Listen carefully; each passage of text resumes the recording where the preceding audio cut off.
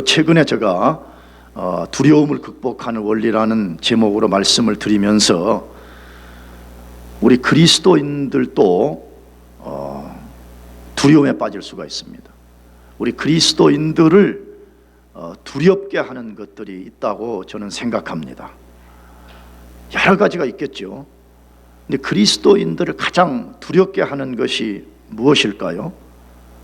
저는 개인적으로 이렇게 생각합니다. 자기 자신이 하나님의 돌봄을 받지 못한다는 두려움이라고 생각합니다.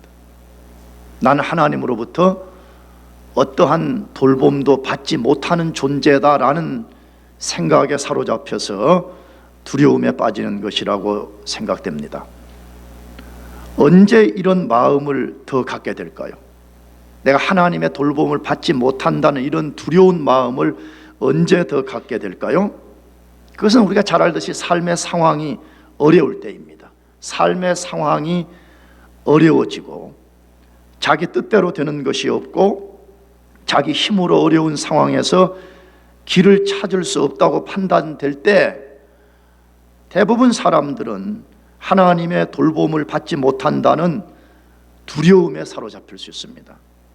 저도 지금까지 살아오면서 이런 경우들을 종종 겪은 적이 있었습니다.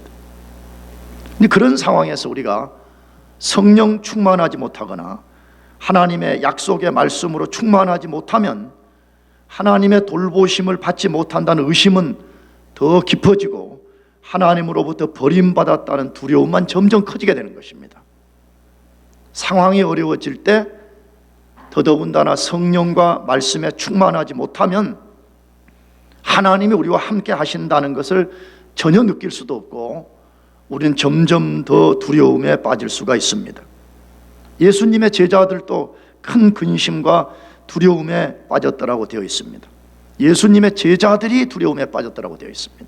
그것이 요한복음 14장 1절 말씀인데 이렇게 되어 있어요. 너희는 마음에 근심하지 말라. 하나님을 믿으니 또 나를 믿으라. 그렇게 되어 있습니다. 너희는 마음에 뭐 하지 말라고요? 근심하지 말라. 이 말 속에는 근심이지만 이거 다른 말 두려움이에요. 두려움은 근심으로부터 오는 거잖아요. 근심하면 두렵게 되는 거잖아요. 지금 제자들이 굉장한 두려움에 빠져 있었음을 보여주고 있습니다. 왜 제자들은 두려움에 빠졌을까요?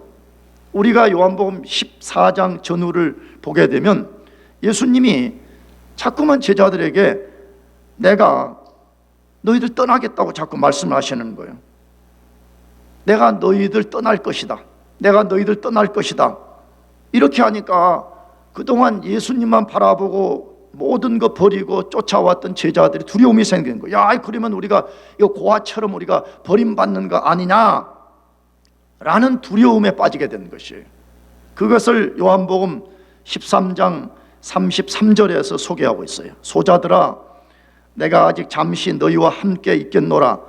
너희가 나를 찾을 터이나 너희는 나의 가는 곳에 올 수 없다고 말한 것과 같이 지금 너희에게 이르노라. 그렇게 되어 있습니다.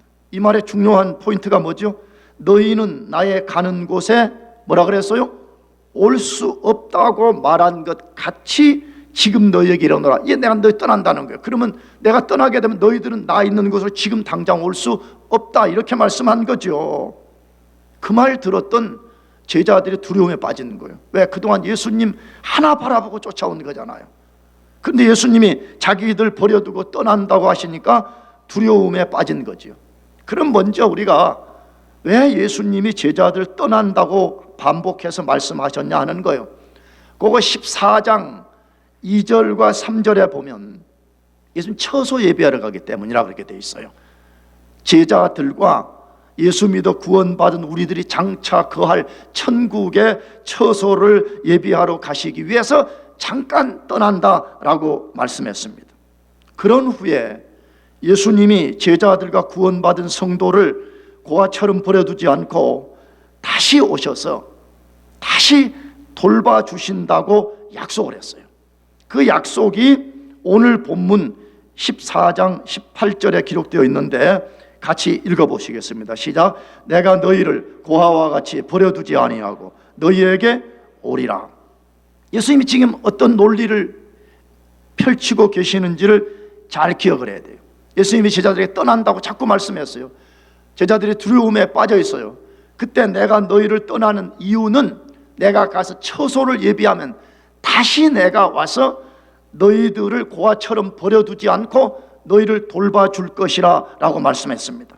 여러분, 무슨 말씀하는 거죠?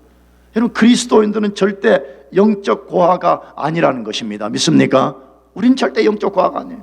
여러분, 이 세상에 제일 불쌍한 사람이 누구예요? 저는 고아라고 생각합니다. 그게 뭐 어떤 형태가 돼서 고아가 됐든지 간에 이 세상에 제일 비참하고 제일 불행하고 제일 가엾은 사람은 고아라고 생각합니다. 얼마나 많은 사람들이 그런데 영적 고아로 살아갑니다. 다시 말하면 자기 영혼을 돌봐줄 목자가 없는 거예요. 자기 존재를 돌봐줄 신이 없는 것이에요. 그런데 예수님이 우리에게 말씀하는 거예요. 그리스도인 너희들은 절대 영적 고아가 아니라는 거예요. 너희 스스로 너희 혼자 세상을 살아가는 것이 절대로 아니라는 것이에요. 예수님이 내가 너희들과 끝까지 함께 하면서 너희들을 돌봐주고 너희들을 고아처럼 버려두지 않을 것이라고 여기 약속을 했습니다. 여러분, 이것을 믿읍시다 하면, 여러분, 믿음은 그거잖아요. 내가 자주 말씀드리지만 믿음은 무슨 자기 느낌, 자기 생각, 자기 감정, 자기 환경을 쫓는 것이 믿음이 아니에요. 성경을 보세요. 믿음은 하나님의 약속을 믿는 것이에요. 내 느낌이 어떠하든지 내 상태가 어떠하든지 예수님이 우리를 고아처럼 버려두지 않을 것이라고 약속한 그걸 우리가 꽉 붙잡고 살아가는 것이 믿음이에요. 여러분, 우린 절대 고아가 아니에요. 믿습니까? 절대 고아가 아니에요. 우린 절대 우리 혼자가 아니라는 것을 우리가 믿어야 되는 것입니다. 그렇다면 질문이 생겨요. 예수님이 십자가에서 죽으시고 부활하시고 하늘로 승천하셨는데 어떻게 우리와 함께 해 주실 수 있냐 하는 것이에요. 논리적으로는 분명히 예수님 십자가에 죽으시고 부활하시고 승천하셔서 지금 하나님 보좌 우편에 계시는 거잖아요. 근데 어떻게 그 예수님이 우리와 함께 해 주실 수 있는가 하는 것이에요. 그 방법을 오늘 본문에서 알려주고 있습니다. 따라서 오늘 이 본문의 말씀은 매우 중요한 말씀입니다. 특별히 우리 자신이 하나님의 돌봄을 받지 못한다는 생각에 빠지거나 우리 자신이 영적 고아와 같다는 생각에 사로잡힐 때 이 말씀을 우리가 꽉 붙잡아야 돼요. 왜? 믿음은 하나님의 약속을 붙잡는 것이니까. 그러므로 우리가 이런 두려움에 빠지고 이런 해이에 빠질 때 우리가 이 말씀을 꽉 붙잡아야 되는 것입니다. 그래서 만약에 우리가 이 말씀을 정확히 이해하고 이것을 믿는다면 우리는 어떠한 두려움도 이길 수가 있습니다. 그러면 예수님이 우리와 함께하며 돌봐주시는 원리는 뭐냐 이거예요. 예수님이 우리와 함께 해주신다고 어떤 원리를 통해서 우리와 함께 해주시냐는 거예요. 첫 번째로는 성령님이 예수님의 자리를 대신하며 성도들을 돌봐주십니다. 성령님이 예수님의 자리를 뭐 해서요? 대신해서 성도들을 돌봐주시는 것입니다. 굉장히 중요한 원리예요. 예수님이 하나님 보좌 우편에 가시면서 그 예수님의 자리를 성령으로 대신하게 하셔서 그 성령이 오늘 우리 성도들을 돌봐주신다는 거예요. 그 근거의 말씀이 요한복음 14장 16절 상반절 말씀이에요. 같이 읽어보겠습니다. 시작. 내가 아버지께 구하겠으니 그가 또 다른 보혜사를 너희에게 주사. 내가 아버지께 구하겠으니 그가 또 다른 보혜사를 너희에게 주사라고 되어 있습니다. 굉장히 중요한 말씀입니다. 내가 아버지께 구하겠으니 그가 또 다른 보혜사를 너희에게 주사라고 되어 있습니다. 예수님의 제자들은 예수님이 떠나고 나면 자기들은 고아처럼 버림을 받고 예수님의 돌봄을 받지 못할 것이란 두려움에 빠졌습니다. 그때 예수님이 그런 제자들에게 그들을 절대 버리지 않고 지금까지 함께한 것처럼 앞으로도 함께하며 돌봐주신다는 약속을 주셨습니다. 그것이 어떻게 가능하다고요? 그것이 어떻게 가능했다고요? 아까도 말씀드렸잖아요. 다시 실제로 예수님은 이 땅을 떠나서 하나님 보좌 우편에 계신데 어떻게 그것이 가능하냐는 것입니다. 방금 읽은 말씀이 그 비결이라 그랬죠. 다시 이 말씀을 다시 읽어보시면 뭐라고 되어 있어요? 내가 아버지께 구하겠으니 그가 또 다른 보혜사를 너희에게 주사라고 되어 있습니다. 그렇다면 우리는 이 말씀이 무슨 뜻인가를 이해하고 있어야 됩니다. 그래야만이 하늘에 계신 예수님이 우리와 함께하는 원리를 우리가 알 수 있기 때문입니다. 먼저 우리가 어떻게 삼위일체 삼위 되신 성령 하나님이 우리와 함께 하실 수 있는지를 알아야 됩니다. 그것이 뭐라고 되어 있죠? 예수님이 내가 아버지께 구하겠으니, 그렇게 되어 있습니다. 내가 아버지께 구하겠으니 라고 되어 있습니다. 이것은 예수님이 다짜고짜 성부께 성령을 보내달라고 요청했다는 뜻이 절대로 아닙니다. 우리가 문자적으로는 예수님이 성부께 다짜고짜 구해서 성령을 보내신 것처럼 보여지지만 성경 전체를 읽어보게 되면 이 말씀은 훨씬 더 깊은 뜻을 갖고 있습니다. 이 말씀의 신학적 배경은 성부가 예수님의 요청에 의해서 성령을 보내신 근거가 있다고 말해요. 성령이 그냥 우연하게 온 것도 아니고 예수님이 다짜고짜 성령 보내주세요 라고 애스크했기 때문에 단순히 성령이 온 것이라고 성경이 말씀하지 않아요. 그럼 어떻게 성령이 이 세상 가운데 혹은 우리 가운데 오실 수가 있었느냐? 그건 성부가 예수님의 십자가의 죽음을 속죄의 희생으로 받아들이셨기 때문입니다. 굉장히 중요한 이야기예요. 다시 말하면 예수님이 십자가에서 죽으심을 통해서 인간의 죄책과 죄의 형벌과 이 모든 것을 대신 담당하시고 인간의 죄를 대속하셨습니다. 그 인간의 죄를 대속하신 것을 하나님이 받아들이는 거예요. 하나님의 아들 예수님이 인간의 죄를 대속한 것을 받아들이시고 하나님의 진노를 잠재우게 된 것이에요. 그래서 하나님 자신이 진노가 잠재워졌다는 증거를 이 세상에 드러낸 거예요. 공포를 한 거예요.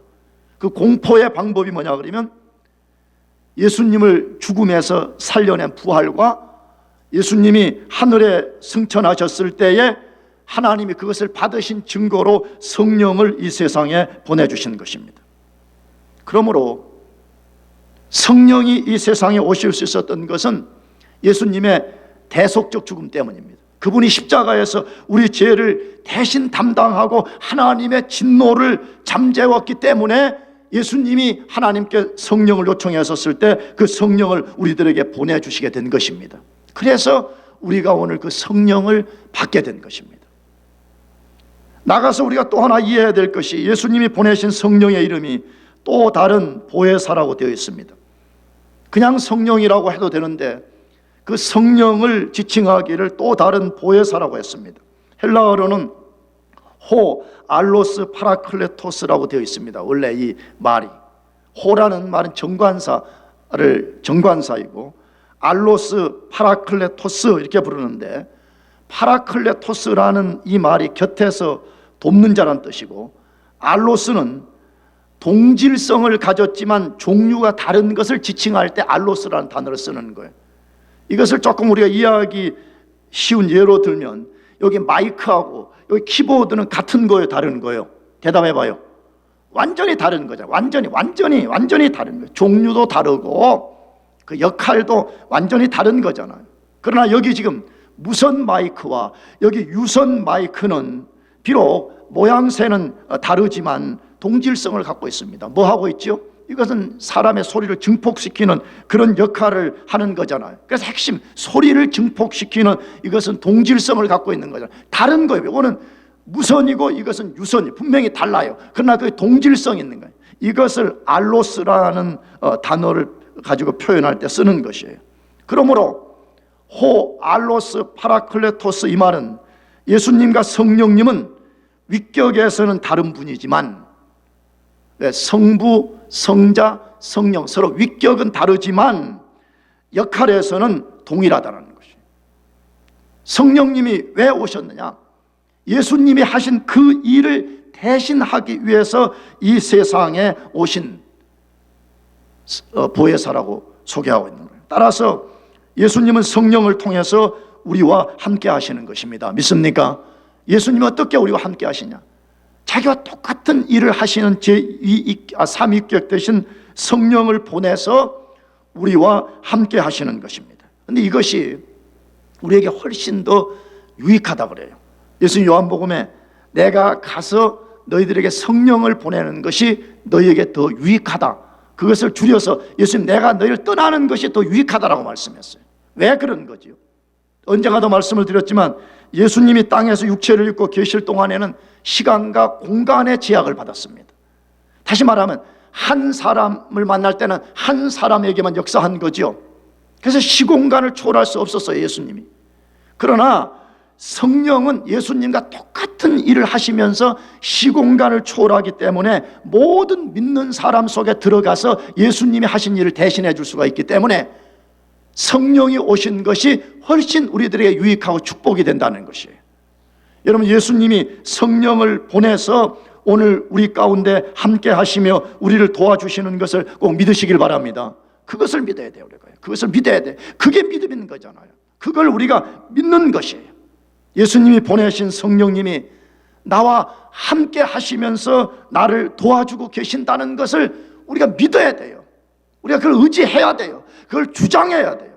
나 자신을 성령 하나님께 의탁시키는 삶을 살아야 되는 것입니다. 두 번째로 예수님이 우리와 함께 하시며 돌봐주시는 원리가 무엇입니까? 성령이 성도들과 영원히 함께하며 신실히 돌봐주시는 것입니다. 성령님이 누구와 함께 한다고요? 성도들과 영원히 함께 해줘요. 성도들과 영원히 함께 하시며 돌봐주신다고 약속하고 있습니다. 그것이 오늘 성경 요한복음 14장 16절 하반절에 이렇게 되어 있어요. 다 같이 읽어보십시다. 시작. 영원토록 너희와 함께 있게 하시리니. 자, 다시 읽어보세요. 다 같이 시작. 영원토록 너희와 함께 있게 하시리니. 이렇게 되어 있어요. 이걸 믿읍시다. 할렐루야. 여러분, 진짜 무엇을 믿어요? 내가 도전해봐요. 여러분, 뭘 믿어요? 아까도 말했지만 믿음이란 게 뭐예요 도대체? 다시, 여러분, 믿음은요, 여러분의 경험 의지하는 게 아니라 나 무슨 모태신앙이다. 여러분, 모태신앙이 무슨 믿음의 근거가 되는 거예요? 내 느낌이 좋다. 그 느낌이 무슨 우리를 붙잡아주는 기초가 될 수가 있겠어요? 우리의 믿음은 하나님의 약속입니다.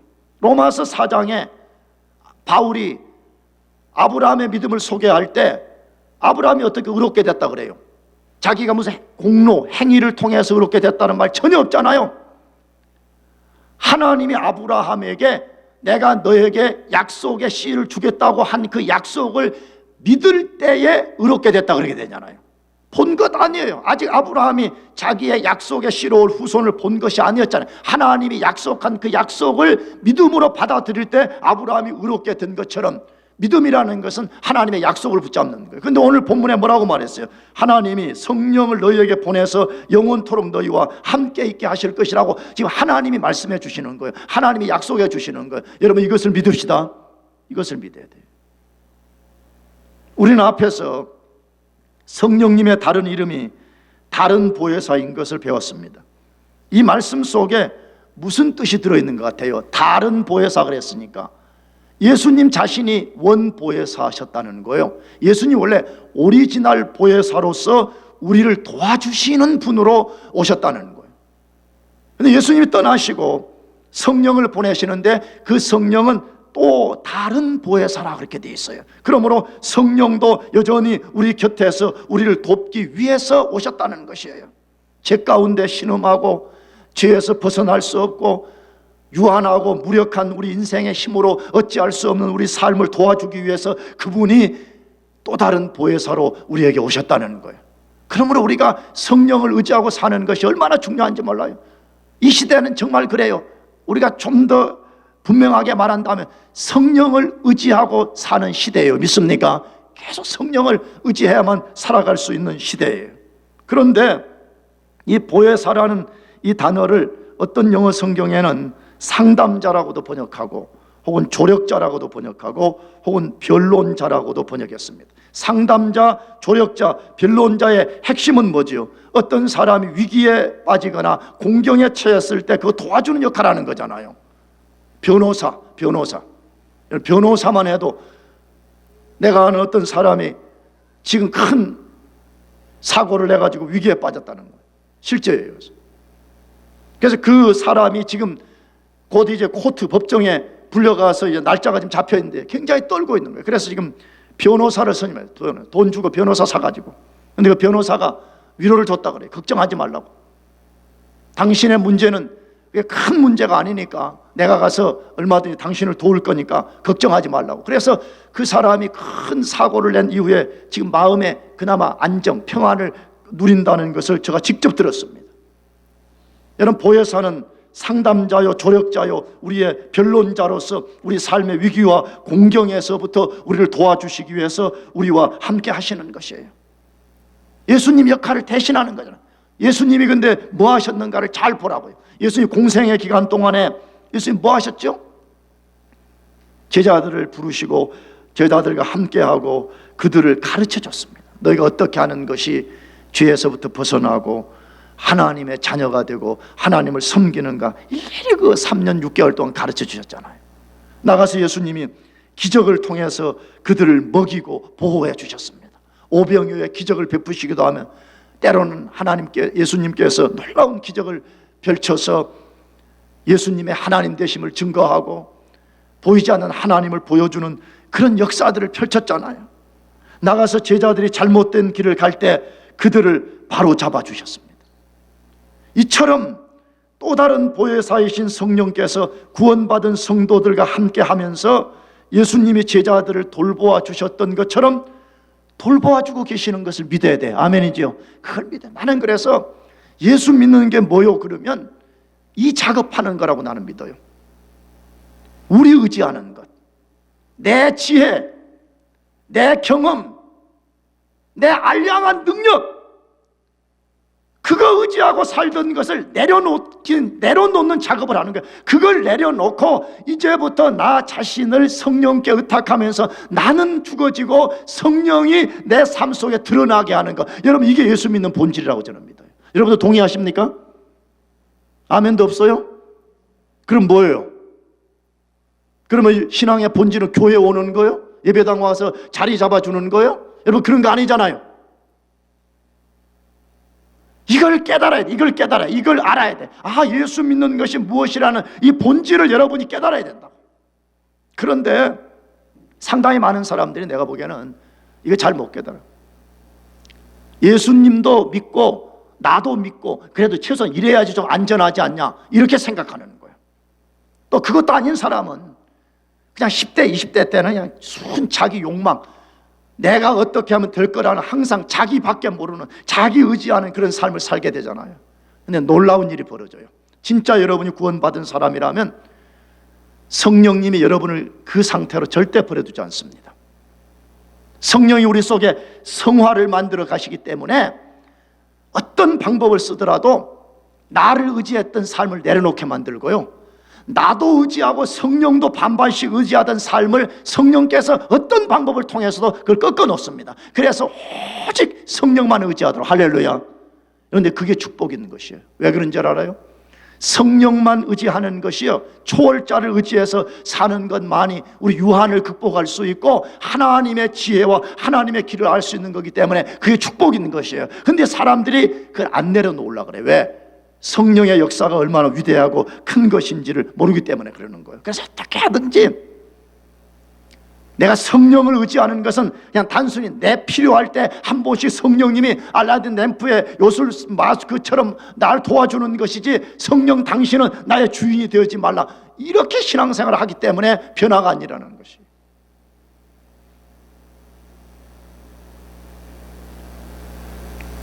그렇다면 그 성령이 어떤 식으로 우리와 함께 하신다고 말씀했어요? 그 성령이 우리와 어떤 식으로 함께 한다고 해서 다시 뭐라 그랬죠? 영원토록 너희와 함께 하신다. 영원토록 함께 하신다. 이것이 얼마나 큰 축복인가를 알려면요, 우리는 구약 성경에 나오는 위대한 믿음의 사람들을 우리가 생각해 볼 필요가 있어요. 우리는 성경을 읽다가 보면 구약 성경에 나오는 위대한 사람들을 부러워하기도 하고 기죽기도 하잖아요. 야, 아브라함이, 이삭이, 야곱이, 모세가 얼마나 대단한가 하는 것 때문에 우리가 기죽을 때가 많이 있잖아요. 근데 여러분, 사실 우리는 그 사람들은 훨씬 더 큰 축복을 받은 사람들이에요. 왜 그렇죠? 구약의 성도들에게는 성령이 임했지만 일시적으로 임했습니다. 영원토록 함께하지 않았습니다. 성령이 영원토록 임하게 되신 것은 예수님의 십자가의 죽음과 부활 사건 이후에 임하셨습니다. 그래서 신약에 예수 믿어 구원받은 우리가 그들보다 훨씬 더 큰 축복 속에 있는 것입니다. 왜? 성령이 떠나지 않기 때문입니다. 성령이 우리 속에 오시면 영원히 함께해 주셔서 절대로 우리를 떠나지 않습니다. 만일에 진짜 구원받은 성도들이 죄를 짓거나 해서 성령을 근심시킬 수 있고 성령을 소멸시킬 수 있지만 성령은 떠나지 않습니다. 절대 성령은 떠나지 않습니다. 그 근거가 뭐죠? 에베소서 1장 13절과 14절 말씀인데 다 같이 읽어보겠습니다. 시작. 그 안에서 너희도 진리의 말씀 곧 너희의 구원의 복음을 듣고 그 안에서 또한 믿어 약속의 성령으로 인치심을 받았으니 이는 우리의 기업의 보증이 되사 그 얻으신 것을 구속하시고 그의 영광을 찬미하게 하심이라. 굉장히 중요한 말씀이죠. 우리가 어떻게 구원을 받았는가로부터 시작해서 우리가 그 구원을 왜 잃어버리지 않게 되는가를 여기에 소개했죠. 우리가 어떻게 구원받았다 그렇게 말씀해요. 이 본문을 잘 들어요. 자꾸 딴소리 하려 하지 말고 자꾸 부탁이 신앙이 성경적 원리 속에 있어야 돼요. 자꾸 누가 전해준 이상한 말을 여러분의 신앙의 핵심으로 삼지 말고 성경이 뭐라 하는가를 정확하게 알고 있어야 된다 이 말이에요. 근데 이 본문이 매우 중요한 말씀인데 우리가 어떻게 구원받았냐 이거예요. 어떻게 구원받았다고 되어 있어요. 다시 그 안에서 너희도 진리의 말씀 곧 너희의 구원의 복음을 뭐하고요? 듣고 구원받았다는 거예요. 뭐 가르치죠? 자꾸 무슨 하나님을 본다, 예수님을 본다. 심지어 내가 요 최근에 어떤 분이 신학 글을 하나 올린 거 보니까 이민교회의 성도들 중에서 신학적 무지 때문에 방언을 못하면 천국에 못 간다는 그런 엉터리 같은 교리를 듣고 와가지고 그 신학자가 글을 올린 걸 읽어봤는데, 여러분 성경이 뭐라고 하는가를 모르니까 맨날 자기가 생각한 걸 추론하고 아니면 이상한 사람들이 말한 것 가지고 자기가 그것을 의지하려고 그러는 거잖아요. 여기 분명히 지금 말하잖아요. 어떻게 우리가 구원받았냐 할 때 너희도 진리의 말씀 곧 너희 구원에 뭘 듣고요? 복음을 듣고 구원받았다 그렇게 말해요. 여러분 지금 하나님이 눈에 볼 수도 없고 예수님을 우리가 볼 수도 없는데 어떻게 우리가 그분을 보고 믿을 수가 있는 거죠? 우리가 구원받을 수 있는 유일한 길은 이 복음을 우리가 듣고 그 복음을 우리가 믿을 때 구원받습니다. 할렐루야. 그것이 구원받는 유일한 방법이에요. 근데 우리가 그 복음을 듣고 우리가 구원을 받으면 그때 어떤 역사가 일어난단 말이에요. 그 다음 절에 뭐라고 되어 있죠? 그 안에서 또한 믿어 약속의 성령으로 뭘 받았다고요? 인치심을 받았으니 이렇게 되어 있어요. 이건 신비로운 거여서 단순간에 일어나는 일이긴 하는데 우리가 예수님을 믿을 때에 성령께서 우리 속에 도장을 딱 친다는 거예요. 여러분 도장을 친다는 말은 문자 그대로 실제 스탬프 같은 도장을 찌른다는 개념보다는 고대 당시에는 어떤 도장을 가지고 어떤 것에서 도장을 딱 이렇게 스탬프하면 이건 내 거라는 소유에 대한 선언이에요. 이제 누구도 이것을 훼손할 수 없다는 거잖아요. 예수님이 죽으시고 로마 군병들과 유대인들이 예수님을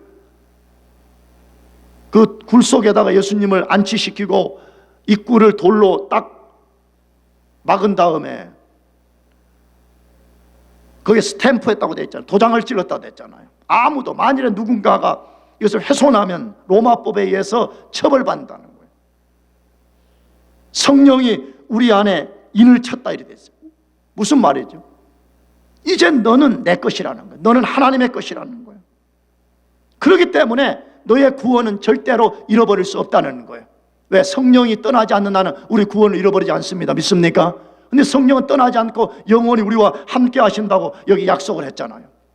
나가서 그 성령께서 왜 인을 쳤다라고 말씀해요. 14절에 이는 우리의 기업의 보증이 되사 그 얻으신 것을 구속하시고 그의 영광을 찬미하게 하심이라. 우리의 기업에 뭐가 되게 하려고요? 보증이 되게 하려고. 다시 말하면 우리가 앞으로 천국을 이너리턴스로 받게 될 것인데 그것을 우리가 받을 수 있도록 성령께서 우리 속에 인을 치셔서 너는 앞으로 반드시 구원을 받을 뿐만 아니라 천국을 너의 기업으로 받을 것이라고 성령이 우리 속에 와 계신다는 거예요. 성령이 절대로 우리를 떠나지 않는다는 거예요. 왜? 만일에 성령이 떠나면 우리 구원을 잃어버리게 될 것이고, 성령이 떠나게 되면 우리는 천국을 기업으로 받을 수 없게 되기 때문에 성령이 절대로 떠나지 않고 우리와 함께 해주신다라고 약속하고 있는 것이에요. 그렇다면 성령이 우리와 함께 하신다는 증거가 뭐냐 하는 거예요. 성령님이 진짜 우리와 함께 하신다는 우리의 구체적 증거를 갖고 있냐는 것이에요. 이 구체적 증거를 말씀드리기 전에 일반적 증거는 예수님 믿지 않는 사람은 성령님이 없습니다. 교회는 나올 수 있지만 그런 사람 속에는 성령이 역사하지 않습니다. 진짜 예수님을 자신의 구주로 믿고 예수님이 자기의 진짜 주인이 된 사람만이 그 사람 속에 성령이 함께 하시는 것입니다. 근데 그런 성령이 함께 하시는 사람은 구체적 증거가 있다고 말씀해. 구체적 증거가 있다고 말씀해. 그 대표적인 것이 로마서 8장 15절 말씀인데 다 같이 읽어보겠습니다. 시작. 너희는 다시 종의 영을 받지 아니하였고 양자의 영을 받았으므로 아바 아버지라 부르짖느니라 그렇게 되어 있습니다. 증거가 뭐라고 말씀되어 있어요? 하나님을 자신의 누구라고 부른다고요? 아바 아버지, 하나님을 나의 아빠 아버지라고 부르게 된다는 것이에요. 근데 여러분, 이것이 엄청난 신앙 고백인 것이죠. 여러분, 진짜 우리가 하나님을 나의 아버지라고 진짜 믿는다면, 하나님이 진짜 나의 아버지라고 믿어진다면 여러분, 무엇을 그렇게 두려워하는 거죠? 이 만물을 창조하시고 만물의 주가 되신 하나님, 그분을 나의 아버지라고 고백하고 아버지라고 믿는다면 무엇을 우리가 두려워할 것이 있습니까? 나는 여러분에게 다시 한번 도전합니다. 여러분, 진짜 하나님이 여러분 아버지 되신 것을 믿습니까? 대답해봐요. 왜 대답하지 못하죠? 로마서 10장 10절에 분명히 말씀했잖아요. 입으로 시인하고 마음으로 믿어서 구원한다고 말하는데 하나님이 여러분의 아버지라는 것을 왜 당당하게 말씀드리지 못하는 것이죠? 난 다시 물어요. 정말 여러분은 하나님이 여러분의 아버지 되신 것을 믿습니까? 그렇다면 성경이 지금 증거하는 거잖아요. 하나님을 아버지라고 부를 수 있는 것은 우리 힘으로 된 것이 아니에요. 과거에 우리는 종의 영을 받아가지고, 물론 이 종의 영이 뭔가는 로마서를 공부할 때 따로 공부했는데, 과거에 우리 예수 믿기 때문에 우리는 종의 영을 받아서 하나님 앞에 자녀가 아니라 말 그대로 종으로 살았어요. 죄의 종으로요. 그래서 우리가 종이 어떻게 하나님을 아버지라 부를 수가 있겠어요? 예수님의 십자가의 죽음과 그의 보혈로서 죄 씻음 받고 성령이 우리 안에 와서 종의 영을 벗겨내고 우리가 성령을 받아서 하나님을 아버지라 부르게 된 것이에요. 그러므로 진짜 하나님이 나의 아버지라고 고백이 된다는 것은요, 우리 속에 성령이 와 계신 증거예요. 이걸 믿으시길 바랍니다. 이걸 믿고 사는 거예요. 두 번째, 또 하나의 증거가 있다고 말씀해. 그것이 고린도전서 12장 3절 말씀인데 다 같이 읽어보겠습니다. 시작. 그러므로 내가 너희에게 알게 하노니 영으로 말하는 자는 누구든지 예수를 저주할 자라지 않고 또 성령으로 아니하고는 누구든지 예수를 주시할 수 없다. 이 말씀의 증거는 뭐라고 말씀해? 우리 안에 성령이 와 계시는 증거는 뭐라고 말씀하고 있지요? 예수님은 나의 주님이라고 고백한다는 것이에요. 놀라운 이야기죠. 죄로 타락한 인간의 핵심은 자기가 자기의 주인 노릇하는 거예요. 그래서 예수 믿어 구원받았느냐고 할 때의 증거 중에 하나 뭐냐면 그 사람의 주인이 바뀐다는 거예요. 교회 다니면서 말로는 예수님 믿는다 그래. 말로는 굉장히 잘해. 어렸을 때부터 너무 세뇌돼가지고. 근데 여러분, 그 사람이 진짜 예수님을 주로 모셨는가 안 모셨는가를 보려면요, 그 사람의 삶의 변화를 보면 알 수 있어요. 삶이 진짜 변화됐냐 안 됐냐는 거예요. 종교적으로 주일날 교회만 올 수 있어요. 얼마든지. 이상하거든요. 어렸을 때부터 교회를 그토록 열심히 다녔는데 내가 주일날 교회를 안 나가면 이상한 거예요. 그걸 지금 말하는 것이 아니에요. 예수님을 자신의 주라 고백하는 거예요. 내가 언젠가도 말씀드렸죠. 로마서가 쓰여질 당시에 예수님을 주라고 부르는 것은요, 목숨을 내건 행위였어요. 그래서 그 당시에 헬라어로 큐리오스, 헤수스, 예수스 이렇게 고백하는 것은 목숨을 거는 행위였어요. 왜 그랬죠? 유대인들은 이 주라는 단어는 하나님에게만 쓰는 단어였어요. 근데 만약에 어떤 유대인이 개종해서 예수를 믿고 예수가 나의 주라 그러면 유대 공동체로부터 내침당하는 거예요. 그 내침을 당했잖아요. 그럼에도 불구하고 사람들이 성령으로 거듭나서 인식의 변화가 일어나기 시작하니까 비록 내가 내침을 당하는 한이 있더라도 예수가 하나님이고 예수가 나의 주라는 것을 부인할 수가 없었기 때문에 고난을 받고 그 길을 갔던 거예요. 로마는 어떻게 했죠? 로마는 우리가 알지만 황제만이 주라는 칭호를 받게 됐어요. 그래서 로마 시대 때 만일에 황제의 다른 사람에게 주라는 칭호를 붙이면 그건 참수형이었어요. 그래서 많은 로마 시대 때 그리스도인들이 그것 때문에 죽은 거잖아요. 큐리오스 헤수스, 예수가 주라는 이 고백 때문에 죽은 거잖아요. 왜 지금도 땅끝에서 수많은 사람들이 우리처럼 많은 교육을 받지도 못했음에도 불구하고 예수 믿는다는 것 때문에 핍박을 당하고 단두대에서 목이 잘라지는 일들이 벌어지고 있는 것이에요. 큐리오스 헤수스, 예수가 나의 주라는 것에 대한 인식에 알 수 있다고 말하고 있어요. 얼마든지 오늘 사람들이 사형리 같은 그런 짧은 복음 듣고 예수를 주라고 남이 하라고 하니까 하고 나서 자기 구원받았다고 말하는 삶의 변화는 없어요. 예수님 마태복음 7장에 말씀했잖아요. 사람들이 주여 주여 하지만 다 천국에 가는 것이 아니라 그랬잖아요. 그럼 어떻게 할 수 있다고 말했죠? 삶의 변화가 진짜 동반되고 있냐는 거예요. 정말 예수님이 나의 주라고 하는 고백에 합당한 삶의 변화가 일어나고 있냐는 것이에요. 근데 만일에 우리가 진심으로 예수님을 주라고 고백할 뿐만 아니라 우리가 완벽하지 않지만 우리 삶에서 예수님의 주 되심의 증거를 드러낸다면 우리 안에 성령이 와 계시는 증거라는 거예요. 할렐루야. 그거는 부정할 수가 없는 것이라는 것이에요. 그 성령께서 우리 안에 오셔서 예수님이 해주셨던 그 일을 지금 성령님이 해주고 계신다라고 말씀하고 있는 것이에요. 여러분 자신을 점검하시기 바라요. 여러분 안에 진짜 성령이 와 계신 것입니다. 그것이 맞다면 그 성령께서 보혜사 노릇 해주고 계시는 것을 의심 없이 믿으시기를 바랍니다. 마지막 세 번째로 예수님이 어떻게 우리와 함께 하시며 우리를 돌봐주시는가 하는 것이, 그것은 성령이 성도들 안에 계신 것을 알게 하며 돌봐주신다고 말씀해요.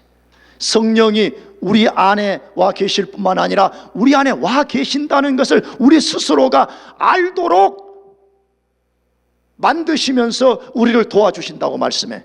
그것이 요한복음 14장 17절 말씀인데 다 같이 읽어보겠습니다. 시작. 저는 진리의 영이라 저를 받지 못하나니 이는 저를 보지도 못하고 알지도 못함이라. 그러나 너희는 저를 아나니 저는 너희와 함께 거하시며 또 너희 속에 계시겠습니다. 굉장히 중요한 말씀이죠. 성령이 이 세상에 오신 것은 예수님이 이 세상에 오신 것처럼 분명하다는 거예요. 그거 어떻게 알 수 있죠? 예수님이 역사 속에 오셨습니다. 이 말이 중요해요. 역사 속에 오셨다는 말이, 이 세상이라고 하는 역사 한복판에 실제 오셨습니다. 그 오신 그분이 성부 하나님께 구해서 성령을 이 세상에 보내셨습니다. 그것이 오순절 성령 강림 사건이잖아요. 오순절 성령 강림 사건 때 성령의 역사가 불의 혀같이 갈라지고 사람들이 다른 언어로 한 사람이 말하는 것을 이해할 수 있게 만들었던 것은 성령이 지금 이 세상 한복판에 오셨다는 것을 사람들에게 가시적으로 알게 만든 거잖아요. 성령이 거짓이 아니고 실제적으로 오셨다는 것을 알게 만들어 주시기 위해서 그런 역사를 베푸신 거잖아요. 그러므로 만일에 성령이 진짜 오시지 않았다면 예수님은 거짓말쟁이고 예수님이 십자가에서 성취한 모든 것이 다 거짓말입니다. 그러나 예수님의 말씀과 성령의 오심은 절대 진리입니다. 지금도 성령이 예수님이 역사 한복판에 오신 것과 같이 이 역사의 한복판에 믿는 사람들 속에 들어오셔서 말로 다 할 수 없는 놀라운 역사를 만들어주고 계시는 것입니다. 그런데 세상 사람들은 이 성령을 받지 못한다고 되어 있습니다. 여기 두 단어를 주의해야 돼요. 세상은이라는 단어와 너희라는 단어예요. 성경은 이것을 아주 분명하게 일관되게 말하고 있습니다. 너희와 저희, 세상과 너희, 계속 이것을 예수님이 말씀하시거든요. 내가 여러분을 겁주려고 그러는 게 아니에요. 교회 안에 들어와 있는 사람 중에서도 아직 하나님의 백성이 아닐 사람이 있을 가능성이 있어요. 그런 사람은 너희가 아니에요. 그런 사람은 저희고, 그런 사람은 세상에 속한 사람이에요. 근데 세상은 능히, 절대로 이 말이죠, 성령을 받지 못하나니 이는 저를 보지도 못하고 알지도 못함이라 그렇게 되어 있습니다. 왜 세상 사람들은 성령을 받지 못하는 거죠? 왜 못 받아요? 이 본문이 강조하라는 것이 뭐죠? 세상 사람들은 눈에 안 보이면 없다 그래요. 고린도후서 5장 7절 말씀처럼 믿음으로 하지 아니하고 눈으로 보는 것 때문에 그래요. 그래서 눈으로 봐서 성령이 없다는 거예요. 그래서 안 받아들인다는 거예요. 다시 말하면 불신앙을 가지고 접근하기 때문에 그들은 절대로 성령을 받을 수도 없고 성령을 볼 수도 없다, 그렇게 말씀하고 있는 것이에요. 그런데 놀라운 것은 그런 사람들이 눈에 보이지 않는 많은 것들이 존재한다는 걸 믿습니다. 원자가 존재하고, 분자가 존재하고, 전파가 존재하고, 우주가 존재하고, 우리 마음이 존재하고, 눈에 보이지 않지만 많은 것이 존재한다는 것을 그 사람들이 믿습니다. 그럼에도 불구하고 성령이 존재한다, 성령이 역사한다는 것을 안 믿는 거예요. 왜? 불신앙 때문에 그런 것입니다. 그런 사람들은 성령을 절대로 받을 수 없다라고 말합니다. 그러나 예수를 믿어서 구원받은 성도는 성령이 그 사람 속에 함께 하는 것을 그 사람이 알 수 있다고 말해요. 그렇게 말했잖아요. 그러나 너희는 저를 안 하니, 그러나 너희는 저를 뭐 한다고요? 안다라고 분명히 말씀해. 저는 너희와 함께 거하시며 또 너희 속에 계시겠으며. 당연한 거 아니에요. 있는 거는 있는 거고 없는 거는 없지. 만일에 성령이 우리 안에 와 진짜 계신다면, 아니 우리 안에 와 계신데 왜 우리가 성령이 계신 것을 모른다는 거예요? 만일에 어떤 사람이 말로는 성령이 와 계신다고 말하는데 실제적으로는 성령이 와 계시는 것을 알지 못한다면 내가 볼 때는 그 사람은 그리스도인이 처음부터 아니었을 가능성이 매우 높은 사람이에요. 물론 다른 이유도 있겠지만 그러나 매우 높아요. 여기 성경이 말씀했잖아요. 너희는 저를 안 하니 저는 너희와 함께 거하시며 또 너희 속에 계시겠으며. 당연한 거 아니에요. 우리 속에 뭔가 다른 존재가, 다른 인격체가 들어와 있다는 걸 왜 우리가 그것을 모른다는 거예요. 지극히 절대적으로 알 수 있다라고 말씀하고 있는 것이에요. 그러면 어떻게 그 성령이 우리 안에 와 계시는 것을 알 수 있다고 말씀하고 있죠? 그것도 앞에서 소개한 원리부터 우리가 접근해야 되는데, 여러분 성령이 와 계시는 증거가 아까 뭐라 그랬어요? 하나님을 아버지라고 부르고, 예수님을 자신의 누구라고 고백한다? 주라고 고백한다는 것이. 여러분 이것은 성령이 와 계시는 아주 명백한 증거들 중에 하나입니다. 그러나 더 구체적인 많은 증거들이 있다고 성경에 말씀하고 있어요. 사실은 우리가 그런 것만 쭉 좀 찾아볼 필요가 있어요. 성령이 그 사람 속에 들어와 계시면 성령이 그 사람 속에 어떤 일을 만들어 주시는지를 우리가 아는 것 매우 중요해요. 근데 그 첫 번째 가장 중요한 것은 하나님과 예수님을 알아가기 시작합니다. 하나님과 예수님을 뭐 하기 시작한다고요? 점점점 알아가기 시작해. 하나님과 예수님이 어떤 분인지를 점점점 알아가요. 점점점 알아가게 돼서 그분을 경배하게 되고 그분을 깊이 두려워하게 되고 그분을 사모하게 되는 그런 역사가 일어나게 되는 것이. 나가서 성령이 와 계신 사람의 또 하나의 특성은 하나님의 계명에 순종하게 되어 있어요. 왜? 하나님을 알 뿐만 아니라 이 성경은 성령의 감동으로 기록된 것이기 때문에 성령의 역사는 우리를 하나님의 계명으로 끌고 가고 계명에 순종하게 만드는 일을 우리 속에 하고 있기 때문에 진짜 성령이 와 계신 사람의 특성 중에 하나는 하나님의 계명에 순종하고 싶다는 거예요. 나가서 하나님의 영광을 위해서 살고 싶은 갈망이 일어나기 시작해요. 예전에는 자기 영광을 위해 살고 싶은 갈망, 자기 욕망을 위해서 살고 싶은 갈망밖에 없었는데, 성령이 그 사람 속에 들어와서 역사를 일으키면 하나님의 영광을 위해서 살고 싶은 갈망이 그 속에 일어나기 시작한다는 것이에요. 나가서 성령이 우리 속에 와 계신 것을 어떻게 알 수 있는 줄 알아요? 그것은 죄에 대한 태도인 것이에요. 예전에는 죄 짓는 것이 즐거웠어요. 예전에는 죄 짓는 것이 별로 두렵지도 않았어요. 예전에는 그냥 죄 짓는 거 다 똑같이 그렇게 사는 거 아니냐라고 생각하고 살았어요. 그런데 성령이 우리 속에 탱크처럼 탁 밀고 들어오셔서 내 삶의 주인이 되는 그 순간부터 죄에 대해서 아주 민감하기 시작하면서, 비록 내가 죄를 이기지 못해서 넘어지는 때가 있지만 다시 일어나서 죄에 대해서 회개하고 다시는 죄를 짓지 않으려고 민감해지고 죄와 싸우는 역사가 일어나기 시작하는 것이에요. 나가서 어떻게 성령이 우리 속에 계신 걸 알 수가 있죠? 여러분, 우리가 죄를 지을 때, 혹은 꼭 죄가 아니어도 하나님이 기뻐하시지 않는 어떤 행동을 할 때 성령이 우리 속에 말로 다 할 수 없는 탄식을 하고 계신다는 걸 우리가 알게 돼요. 우리 영뿐만 아니라 성령이 탄식하고 있다는 것을 알게 되기 때문에 내가 더 이상 그 상태로 살지 않는 것이에요. 수많은 현상들을 통해서 성령이 우리 속에 와 계신다는 것을 우리로 알게 만들어준다고 성경이 말씀해요. 그것을 한마디 말씀으로 표현한 성경이 있어요. 그것이 요한복음 3장 8절이에요. 마지막으로 읽어보겠습니다. 시작. 바람이, 요한복음 3장 8절 없어요? 미안해요. 그러니까 들으면 되겠어요. 요한복음 3장 8절에 바람이, 내가 잘못했나? 바람이 임으로 불매 내가 그 소리를 들어도 어디서 오며 어디로 가는지 알지 못하나니 성령으로 난 사람은 이러하니라. 자, 여러분 찾았으면 다시 한번 읽어봅시다.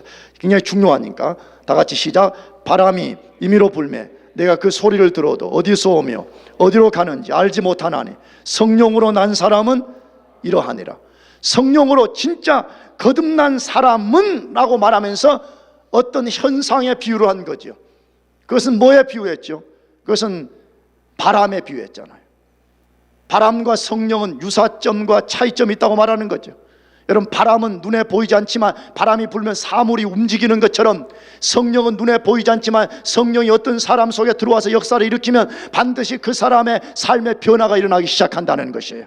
아까 말한 죄에 대해서 슬퍼하기 시작하고 하나님 계명에 순종하고 하나님의 영광을 위해 살고자 하는 갈망이 일어나기 시작하고 계속적으로 하나님을 더 알아가고 싶고 죄에 대해서 더 깊이 회개하는 역사가 일어나게 된다고 말씀하고 있는 것이에요.